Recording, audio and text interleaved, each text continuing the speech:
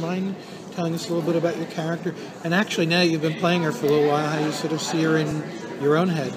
Absolutely. I play Agent Debra Parker. I come in the second episode to lead the case investigating Joe Carroll and his followers, and I am a specialist in cults, so I bring that expertise to the table in this case. I see her.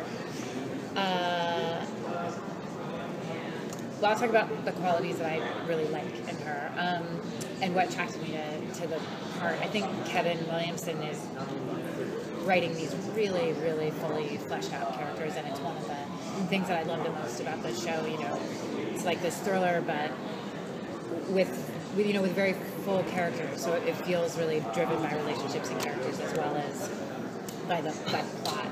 And she is, I would say, an incredibly open, non-judgmental person, which sort of, at least to my mind, breaks my cliche of like what the FBI agent is like, you know.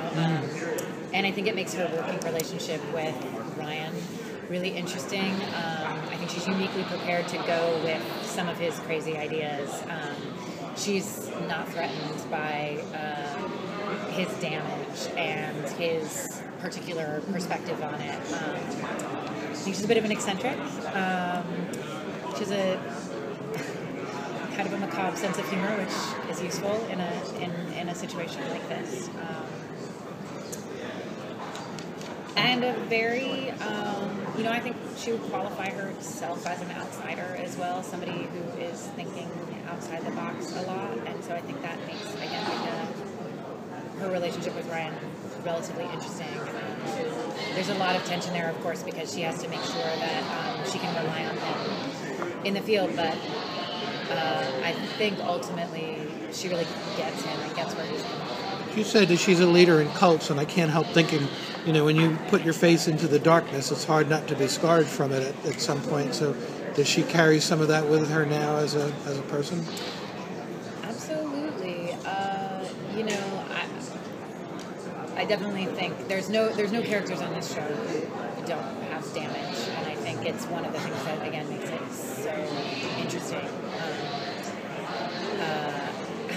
As to her specific scars, it's on my I cannot talk about it list. But suffice it to say, she's right there with her. So. Was she actually a victim of a cult then? Was she ever a victim of a cult? Ooh, that's on my I can't talk about it. Okay, I'll put down yes then. No. Is it possible, in the pilot your character doesn't appear, but right. We also see a lot of Ryan going up against the other FBI agents. Will she kind of play the gentle middle line then? I think it's a little more complicated than that. I mean, yes, to a certain degree. I think the fact that she's not threatened by him, she can let him have a little more rope than maybe some of the other agents are willing to give him. That said, she has her way of doing things, and if he's messing up, she's going to make sure that he's in line. I think it's a very complicated relationship between the two of them. Will we see a romantic development between the two, possibly? That is on my Okay. Is this a big list? It was so crazy. They sent me an email, and it was like, this much you can do talk about this, and this much don't talk about this. And I was like, what am I supposed to say? But I have had the experience of reading lots of stuff about the shows that I love, and I always try to avoid knowing what's going to happen. So I get it from the audience point of view. Is there a certain amount of responsibility if you're playing an FBI agent to get it right?